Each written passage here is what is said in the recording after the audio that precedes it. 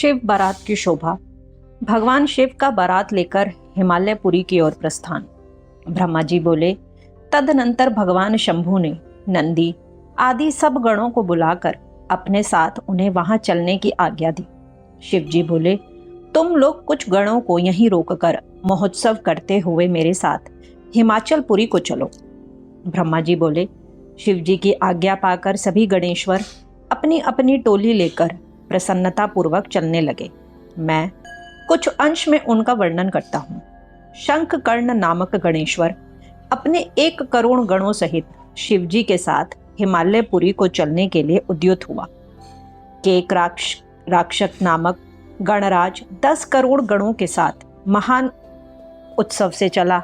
इसी प्रकार विकृत नामक गणराज भी 8 करोड़ गणों के साथ चला। गणनायक विशाख 4 करोड़ गणों के साथ तथा गणश्रेष्ठ परिजात 9 करोड़ गणों के साथ चले। श्रीमान सर्वांतक तथा विकृतानन 60 करोड़ गण लेकर चले। दुंदुभ नामक गणनायक 8 करोड़ गणों के साथ चला। हे मुने, कपाल नाम गणेश्वर 5 करोड़ गणों के साथ और वीर संदारक 6 करोड़ गणों को साथ लेकर चले। कंदूक तथा कुंडक 1 करोड़ गणों के साथ और गणेश्वर विषंडव 8 करोड़ गणों के साथ चले। हे मुनि सत्तम, पिप्पल नामक गणेश्वर 1 सहस्त्र कोटि गणों के साथ और इतने ही गणों के साथ वीर गणेश्वर सनादक प्रसन्नता पूर्वक चले। गणेश्वर आवेशन 8 करोड़ गणों के साथ तथा गणाधीश महाकेश सहस्त्र कोटि गणों के साथ चले। हे मुने, इसी प्रकार कुंड और पर्वत तक 12 करोड़ गंडों को तथा वीर चंद्र तापन 8 करोड़ गणों को साथ लेकर चले। काल, कालक, महाकाल तथा अग्निक नामक गणनायक 100 करोड़ गणों को साथ लेकर चले। इसी प्रकार अग्निमुख, आदित्य मूर्धा तथा घनावह 1 करोड़ गणों को साथ लेकर चले। सन्नाह, कुमुद, अमोघ और कोकिल नामक गणराज 100 करोड़ गण लेकर चले। गणाध्यक्ष सुमंत्र करोड़ों गणों को लेकर तथा काक पादोदर एवं संतानक 60 करोड़ गणों को लेकर चले। महाबल 9 करोड़ और मधुपिंग, कोकिल, नील तथा पूर्णभद्र 90 करोड़ गणों के साथ चले। चतुर्वक्त्र 7 करोड़, करण 20 करोड़ तथा गणेश्वर 90 करोड़ गणों के साथ चले। इसी प्रकार हे नारद, यज्वायक्ष, शतमन्यु एवं मेघमन्यु ये सभी गणेश्वर 90 करोड़ गणों के साथ पृथक पृथक चले।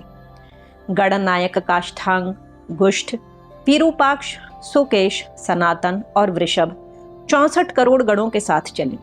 हे मुने, तालकेतु, षणमुख, चंचुमुख, सनातन, संवर्तक, चैत्र, लकुलीश, स्वयं प्रभु, लोकांतक, दीप्तात्मा, दैत्यांतक, देवभृंगी, ऋटि, श्रीमान, देवदेव प्रिय, अशीन, भानुक आदि 64,000 गणों के साथ बड़े उत्साह से शिवजी के विवाह के लिए उनके साथ चले।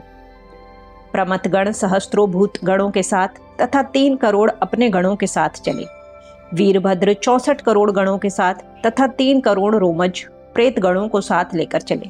इसी प्रकार नंदी आदि गणेश्वर भी 120,000 करोड़ गणों के साथ होकर शंकर के उत्सव में चले।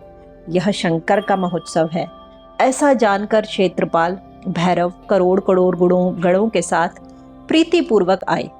ये गण तथा शिव के असंख्य गण जो अत्यंत बलवान थे, वे उत्साह तथा प्रीति से युक्त हो शिवजी के विवाह उत्सव में वहां गए। इन सभी गणेश्वरों के हजारों हाथ थे तथा वे सिर पर जटा मुकुट धारण किए हुए थे। वे मस्तक पर चंद्र रेखा धारण किए हुए थे, नीले कंठ से युक्त थे तथा 3 नेत्रों वाले थे। वे सब आभूषण के रूप में रुद्राक्ष धारण किए हुए थे, उत्तम भस्म लगाए हुए थे, हार, कुंडल, केयूर तथा मुकुट से अलंकृत थे।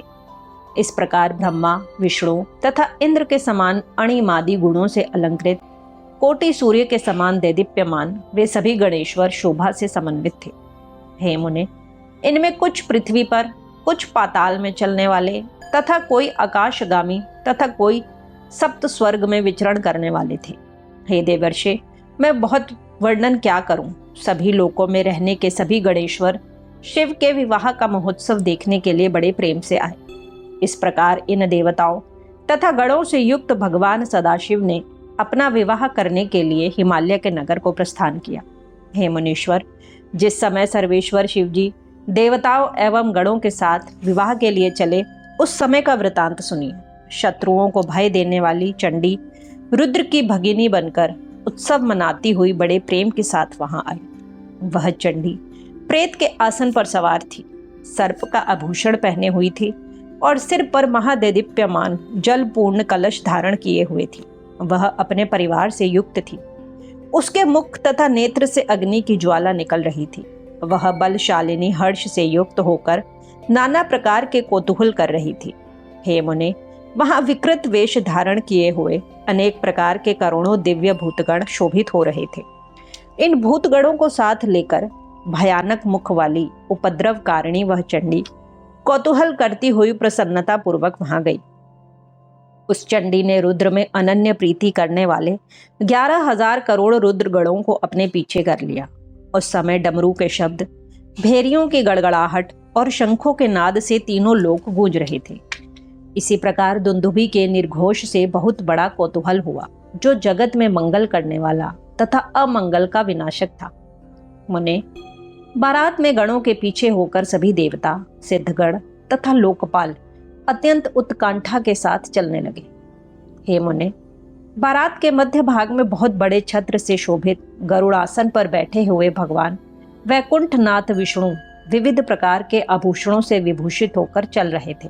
उनके अलग अलग पार्षद घेरे हुए थे तथा उनके दोनों ओर चवर डुलाए जा रहे थे। विग्रह धारी वेदों, शास्त्रों, पुराणों, आगमों तथा सनक आदि महासिद्धों, प्रजापतियों, पुत्रों और परिवार के साथ मैं भी शिवजी की सेवा में तत्पर हो मार्ग में शोभा संपन्न होकर चल रहा था। ऐरावत हाथी पर आरूढ़ देवराज इंद्र अनेक प्रकार के आभूषणों से विभूषित होकर सेना के मध्यम में चलते हुए शोभा पा रहे थे।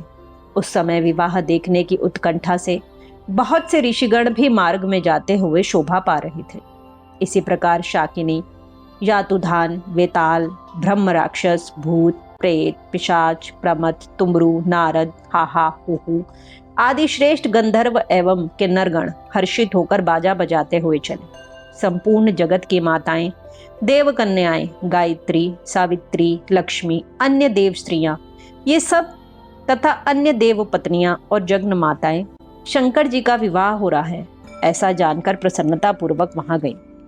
शुद्ध स्फटिक के समान सर्व सुंदर वृषभ, जिसे वेदों, शास्त्रों तथा महर्षियों ने धर्म कहा है, उस पर सवार होकर धर्म वत्सल भगवान शिवजी संपूर्ण देवगणों तथा ऋषियों से सेवित हो मार्ग में चलते हुए अत्यंत सुशोभित हो रहे थे। इन सभी देवताओं, देवगणों, महर्षियों तथा गणों के साथ अलंकृत हुए शिवजी पार्वती से विवाह करने के लिए हिमालय के घर जाते हुए मार्ग में अत्यंत सुशोभित हो रहे थे। हे नारद, इस प्रकार मैंने शिवजी के वर यात्रा प्रस्थान का आपसे वर्णन किया। अब हिमालय के नगर में जो शिव चरित्र हुआ उस वृतांत को सुने। इस प्रकार श्री शिव महापुराण के अंतर्गत द्वितीय रुद्र संहिता के तृतीय पार्वती खंड में शिव यात्रा वर्णन नामक 40वां अध्याय पूर्ण हुआ।